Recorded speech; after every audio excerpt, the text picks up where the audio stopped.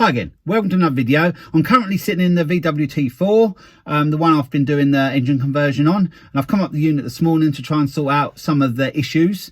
In the last video, to get it to run, I had to bridge a wire from the stop solenoid to the battery, and that's the only way I could get it to run, so the pump was getting no power to it. But at least we heard it run in the last video, but I need to sort out that problem. Nothing else works. If it just runs, you can't rev it.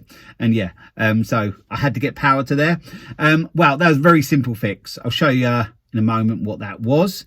But after sorting that, I thought that would fix the throttle issue as well. But it still didn't rev out. And I've been looking through the manual, looking online for probably about an hour. And I've just worked it out. I haven't tried it yet, but I'm 99.9% sure it's the issue and it's my fault. So yeah, it's so simple, but I've gone and just done something slightly wrong, misread something, and yeah, I found what the issue is. So what I'll do, I'm just going to confirm to myself first that that is the issue, and then I'll tell you what it was.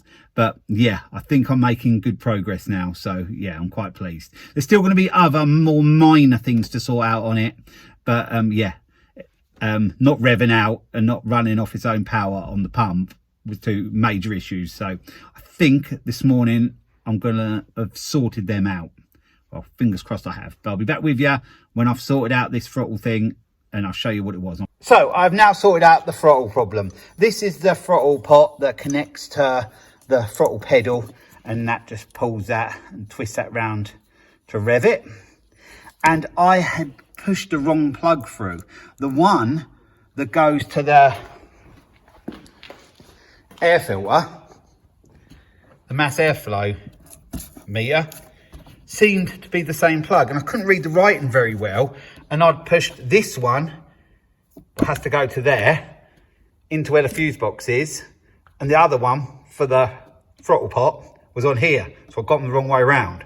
So it was so easy to sort out, but I just had to figure it out. I should have read it better, but I misread it. It wasn't very clear. It was clear on this one, but it wasn't, well, clearer on this one, but it wasn't very clear on the other one. So I've sorted that. The reason it wasn't getting power to the diesel pump was because I had that 109 relay there in the end. I had it in the wrong one. I was sure I'd looked up and I'd seen it in the end. It was positive and it fitted in there, but no, had to go in there upside down, because you see the numbers are upside down, and yeah, that sorted that. So that's two major issues sorted. We have got other issues. It's not charging. I have connected this alternator up, but it's not charging. But I still have the W wire, which I've mentioned before, that's got to go from there into the fuse box, just a single wire to run it into the fuse box. Not going to worry about that today. I just wanted it to start up on its own sort of steam in with the ECU system and rev out, and I've achieved that today. It's a few days on now, and I'm back on the T4 van, the engine conversion project.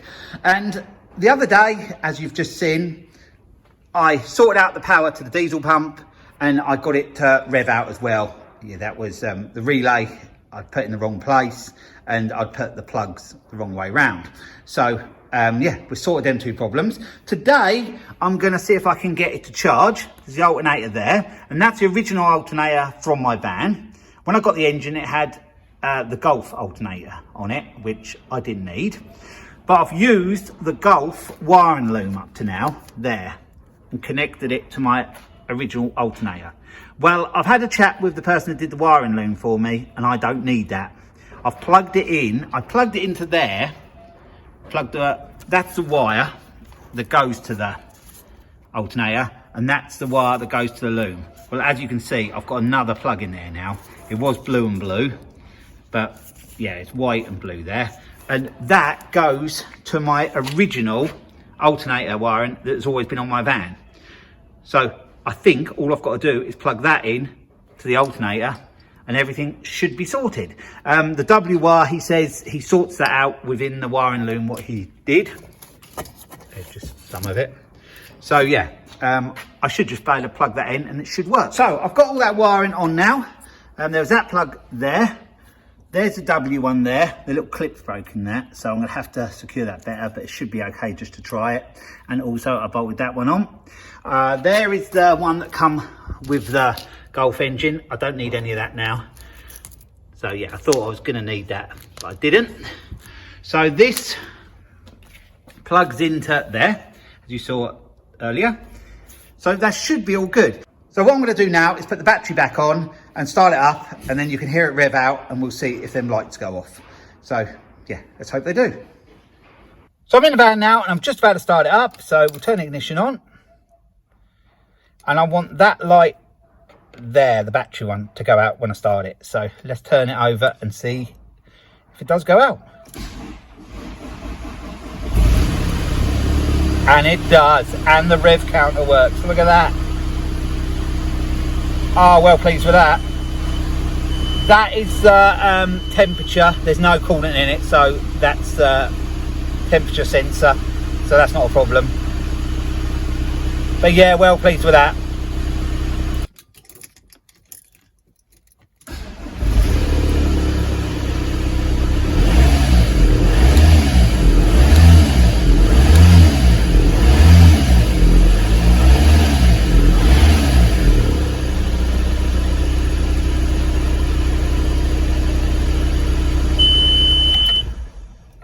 I'll just show you the engine revving from under here, so if you can just start it up, Laura.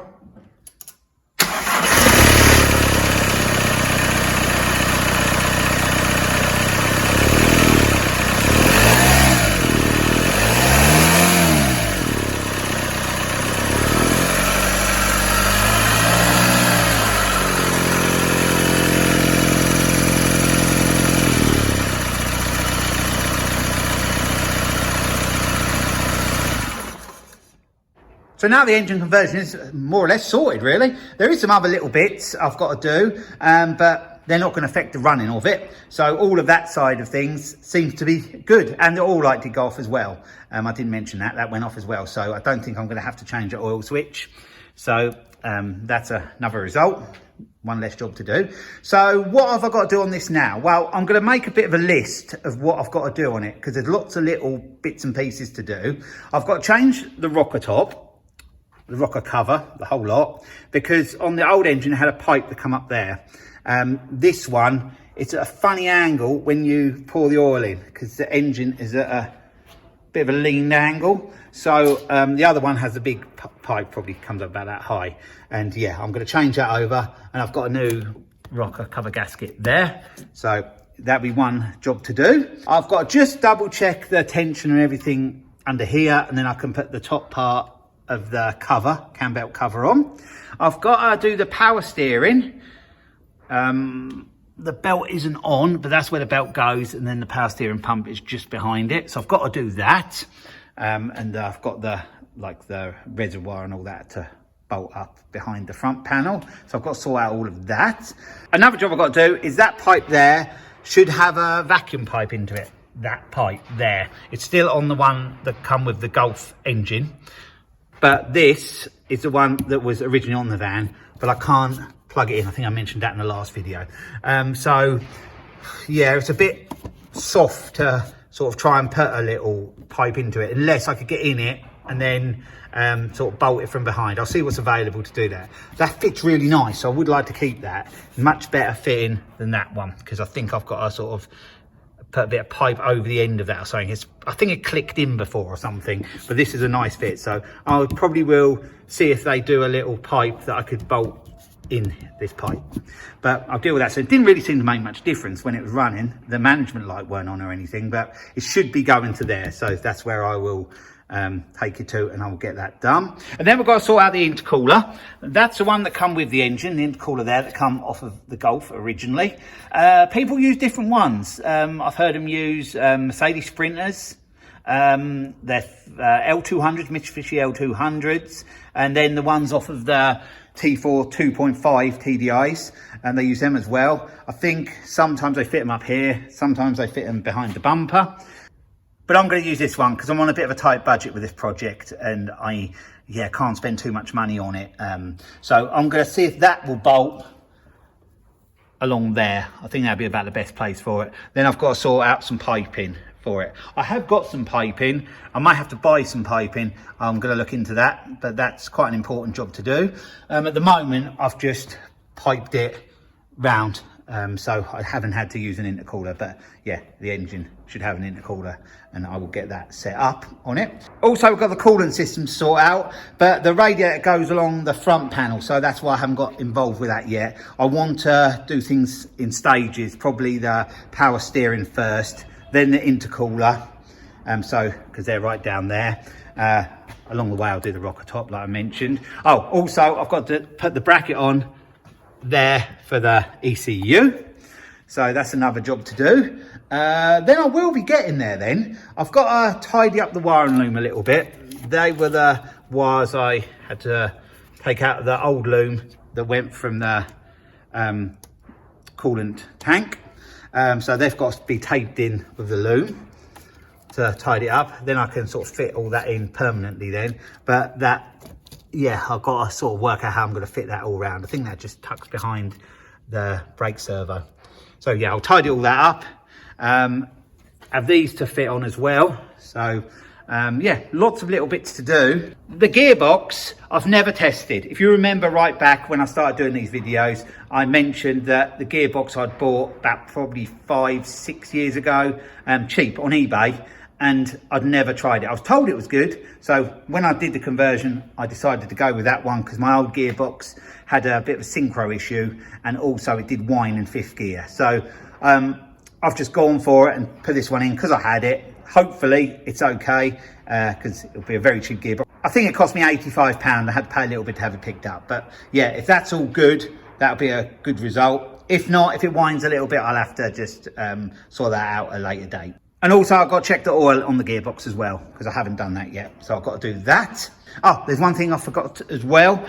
In the end of there, I'm not sure if I mentioned this before, but in the end of the gearbox there, that plate comes off and you buy a different 5th gear ratio. It basically comes as a little kit with a couple of cogs and bits and pieces, and you change it over because this probably will rev quite high in 5th gear. Now I've changed that engine, so yeah, I need to do that. Otherwise, yeah, on motorways and that isn't going to be great. It's just going to be sort of revving high about probably 55 miles an hour. So yeah, that will take it right down by doing that conversion. But that is the best part of £200 to buy that kit. So initially, I'm only going to be using the van locally, so I won't worry about that. But that is a job I will have to do going forward. I did forget a couple of jobs as well. I've got to put all the fuse box and everything back in, and all the surround that goes around there. And also I still have to do the throttle pedal because I'm only revving it up on there at the moment. But I have done a bit of that up to now, but I've got to put that bracket in to hold that in place. So that's another job I've got to do. That will take a little while to do that, actually, I think. There's a bit of a tight position to working up there, but we'll get it sorted.